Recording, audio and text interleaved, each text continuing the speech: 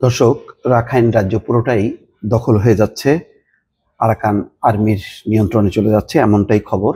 খবরে বলা হচ্ছে রাখাইনে মিয়ানমার জান্তার গুরুত্বপূর্ণ সেনা সদর দপ্তর দখলের দাবি আরাকান আর্মির। ইতিমধ্যে যেই রাখাইনের অধিকাংশ এলাকা দখল করেছে, হয়তো অল্প কিছু অংশ বাকি আছে, সেটাও এই সেনা সদর দপ্তর যদি দখল হয়ে যায় তাহলে একেবারে পুরোপুরি রাখাইন রাজ্য হাতছাড়া হবে। রাখাইন রাজ্য হাতছাড়া যদি হয়ে যায় শেষ পর্যন্ত, তাহলে যে ঘটনাটি ঘটবে বাংলাদেশের জন্য শঙ্কার কারণ হলো এই, রাখাইনে এখনো পর্যন্ত 5 লাখ রোহিঙ্গা বসবাস করে। এই রোহিঙ্গাদেরকে বাংলাদেশের দিকে ঠেলে দেওয়া হতে পারে বা পরিস্থিতির কারণে তারা নিজেরাই সরে আসতে পারে। আপনারা জানেন যে এই বিদ্রোহ দমনে সরকারি বাহিনীর সাথে যখন নাকি লড়াই চলছিল আরাকান আর্মির, তখন রোহিঙ্গারা সাপোর্ট করেছিল সরকারি বাহিনীকে।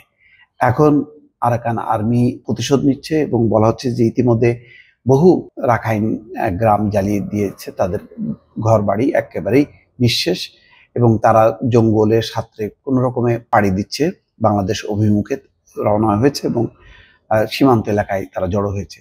এই ঘটনায় ইতিমধ্যেই মিশরে ডক্টর মোহাম্মদ ইউনূস উদ্বেগ প্রকাশ করে বলেছিলেন যে সাম্প্রতিক সময়ে অন্তত 80,000 নতুন করে রোহিঙ্গা প্রবেশ করেছে এবং সেটি আর যাতে না আসে এবং রোহিঙ্গাদেরকে যাতে ফেরত নেওয়া যায় সেই জন্য তিনি রাখাইনে একটি নিরাপদ অঞ্চল গড়ে তোলার জন্য জাতিসংঘের প্রতি আহ্বান জানিয়েছেন।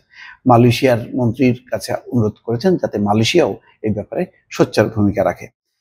এখন সর্বশেষ যে খবরটি এসছে, রয়টার্স পরিবেশন করেছে, তাতে বলা হচ্ছে মিয়ানমারের পশ্চিমাঞ্চলীয় রাখাইন রাজ্যে সেনাবাহিনীর গুরুত্বপূর্ণ একটি সেনা সদর দপ্তর দখলে নেওয়ার ঘোষণা দিয়েছে আরাকান আর্মি।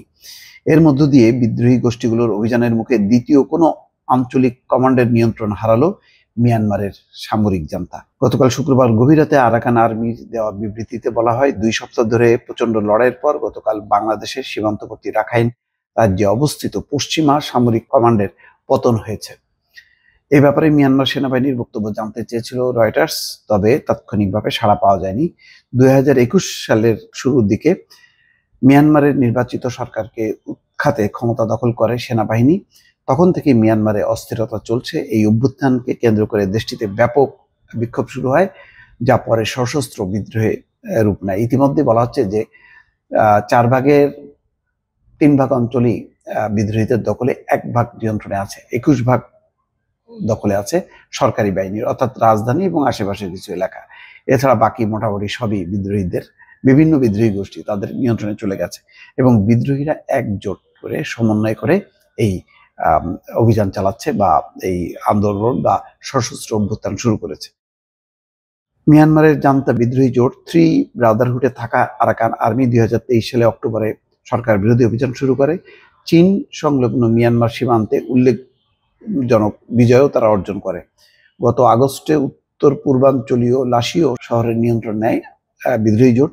এটি মিয়ানমারের ইতিহাসে প্রথম কোনো আঞ্চলিক সামরিক কমান্ড দখলের ঘটনা। এখন যেটি ঘটনা যে এর ফলে কি হবে, গত নভেম্বরে আরাকান আর্মি ও জান্তার মধ্যে যুদ্ধবিরতি চুক্তি ভেস্তে যাওয়ার পর রাখাইনে নতুন করে লড়াই শুরু হয়। বিদ্রোহী গোষ্ঠীগুলোর ধারাবাহিক কয়েকটি অভিযানে জয় পেয়েছে। রোহিঙ্গা অধিকার কর্মীদের কেউ কেউ অভিযোগ করেছেন উত্তরাঞ্চলীয় রাখাইনে অভিযান চালানোর সময় আরাকান আর্মি রোহিঙ্গাদেরও হামলার লক্ষ্যবস্তু করেছে। এমন অবস্থায় কয়েক হাজার মানুষ বাংলাদেশে পালিয়ে আসতে বাধ্য হয়েছে। আগামীতে কি হবে, পুরো রাখাইন যখন কি আরাকান আর্মি দখলে যাবে, তখন কি আরাকান আর্মির সাথে বাংলাদেশ সরকার আলোচনা করে তাদেরকে ঠেকাতে পারবে? আরাকান আর্মি কি সাড়া দেবে? নানা রকম কিন্তু হিসাব নিকাশ চলছে এবং অস্থিরতা বাড়ছে বাংলাদেশ প্রান্তেও। দর্শক, ভালো থাকবেন। আল্লাহ হাফেজ।